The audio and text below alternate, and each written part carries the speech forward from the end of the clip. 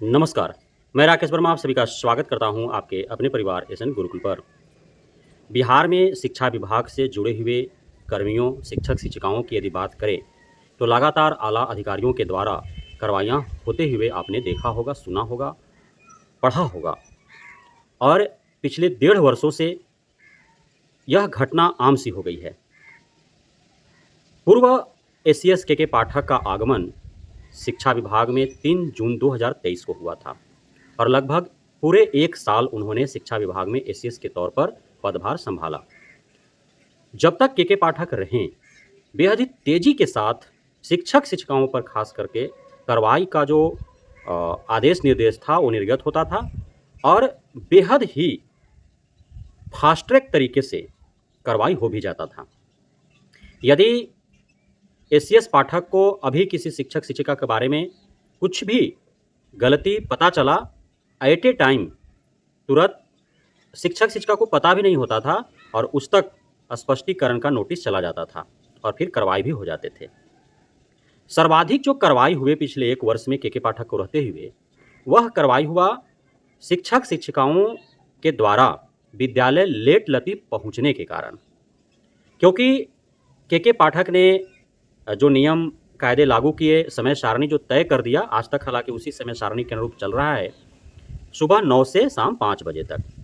थोड़ा सा सुधार और संशोधन हुए हैं, लेकिन बहुत ज़्यादा संतुष्ट नहीं है शिक्षक-शिक्षिकाएँ। मॉर्निंग क्लासेज जब चले उसमें भी आपने देखा किस प्रकार से समय सारणी तय किए गए के पाठक के द्वारा।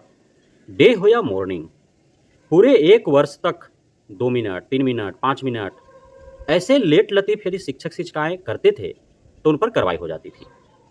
क्योंकि आउटसोर्सिंग एजेंसियों के माध्यम से डीपीएम, बीपीएम, बीआरपी का तो बहाली कर ही रखा था के पाठक ने, अभी भी हैं ही वो।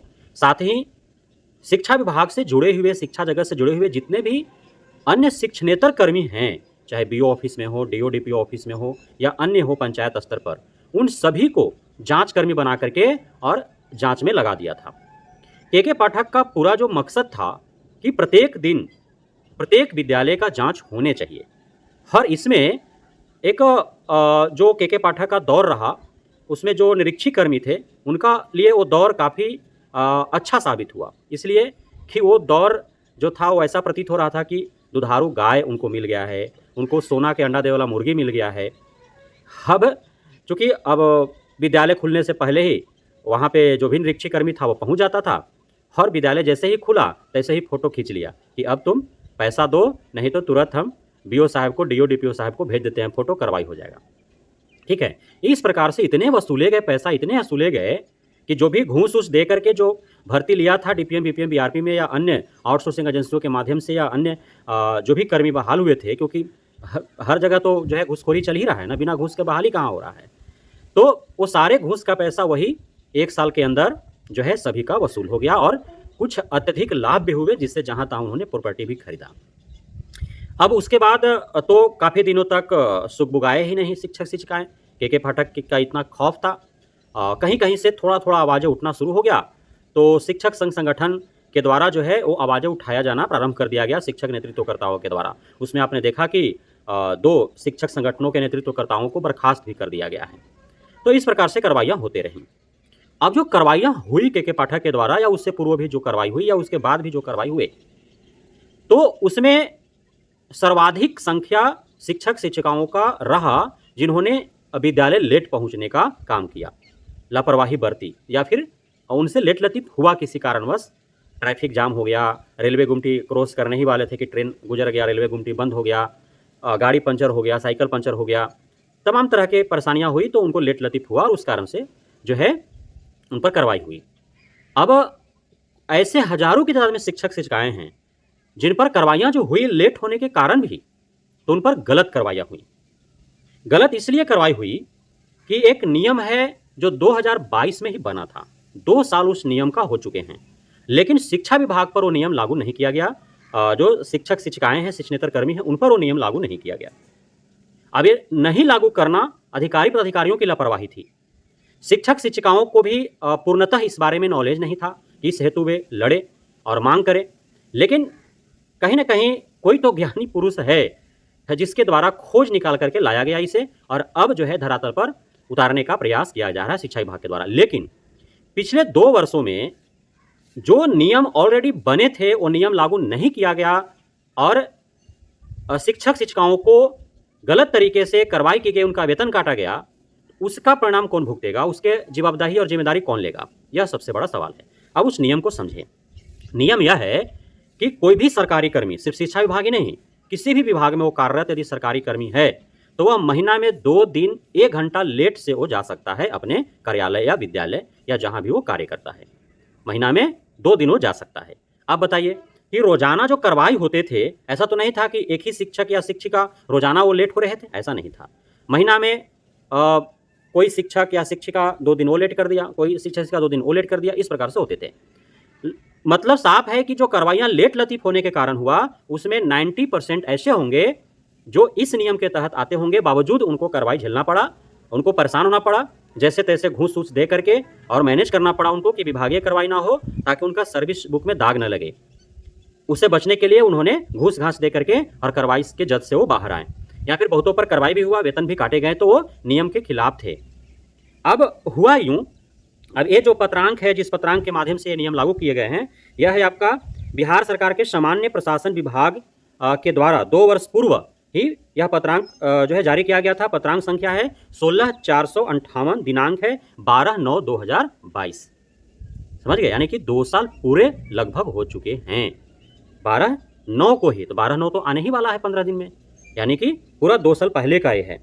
अब यह जो है इसमें लागू करना था, प्रशासनिक विभाग का था, इसलिए सभी विभागों पर ये लागू होने थे, सभी कर्मियों को लागू होते, लेकिन ये लागू नहीं किया गया। कहाँ?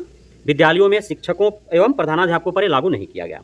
अब जो है इसको लेकर के एक शिक्षक हैं और उन शिक्षक का नाम है संस्कृत के शिक्षक हैं। तो इस नियम कानून को लेकर के एक शिक्षक हैं जिनका नाम है पीयूष कुमार झा। पीयूष कुमार मध्य विद्यालय के शिक्षक, उत्क्रमिक मध्य विद्यालय के शिक्षक रहे हैं ये, और इनके द्वारा सूचना के अधिकार के तहत, आरटीआई के तहत ये जो है स्पष्ट करने को कहा गया कि आप हमें स्पष्ट करें कि यह जो नियम बनाया गया, प्रशासनिक विभाग के द्वारा जो पत्रांक जारी किया गया है, पत्रांक संख्या 16/458 12/9/2022 को ही लागू कर दिया गया है, तो फिर शिक्षक शिक्षिकाओं पर, प्रधानाध्यापकों पर क्यों नहीं लागू हुआ। इसके बाद से जो है इसको ट्रांसफर कर दिया गया। कहाँ? तो सामान्य प्रशासन विभाग के अवर सचिव सह लोक सूचना पदाधिकारी को इसको ट्रांसफर किया गया। वहाँ से फिर जो है जो माध्यमिक शिक्षा के निदेशक है उनसे पत्राचार करके इसका जवाब मांगा गया, लेकिन वो गोलमोल जो है वो गोलमोल बातें बोल करके वो निकल गए। साथ ही उन्होंने बोला कि दूरभाष से आप जो है वो अपर मुख्य सचिव से बात कीजिए, आला अधिकारी से बात कीजिए। फिर अपर मुख्य सचिव तक बात गया, तो उसके बाद अपर मुख्य सचिव ने गलती माना और फिर इस नियम को अध्यापकों, प्रधानाध्यापकों पर लागू कर दिया। मतलब अब साफ है कि अब यह जो 2 साल पूर्व जो नियम बने थे कि सभी कर्मियों को जो है सरकारी कर्मी जितने हैं उन सभी को महीना में 2 दिन जो है 1 घंटा लेट तक कार्यालय विद्यालय जाने की छूट दी जाएगी, तो वो अब लागू हो गया है।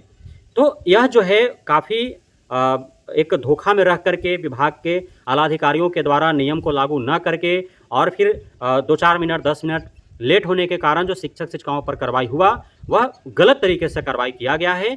अब जो है यह सारे मामले खुल करके सामने आ रहे हैं। तो इतना बड़ा धोखा जो है आप सभी अध्यापकों, प्रधानाध्यापकों के साथ हुआ है, और इस प्रकार के बहुत ऐसे नियम कायदे हैं जो हम तक आप तक पहुंच नहीं पाता है, हम अनभिज्ञ रहते हैं और फिर हमको उसका दुष्परिणाम भुगतना पड़ता है। और जिन अधिकारी पदाधिकारियों की जिम्मेदारी होती है उन नियम कायदों को लागू करना, वो लापरवाही में लागू नहीं करते हैं और बाद में जब जो है खुलासे होते हैं उसके लिए लड़ना पड़ता है, मांग करनी पड़ती है, तब जा कर के नियम कायदे लागू होते हैं। तो इस प्रकार के बहुत सारे मामले हैं जिसका उजागर धीरे धीरे हो रहा है। शिक्षक शिक्षिकाओं के पक्ष में बहुत सारे ऐसे हैं जो उनको सहूलियतें प्रदान करती है। धीरे धीरे सारे खुलासे हो रहे हैं। बहुत बहुत धन्यवाद आप सभी साथियों का हमारे साथ जुड़े रहने के लिए, बने रहने के लिए, मित्रता प्यार देने के लिए, भरोसा बनाए रखने के लिए।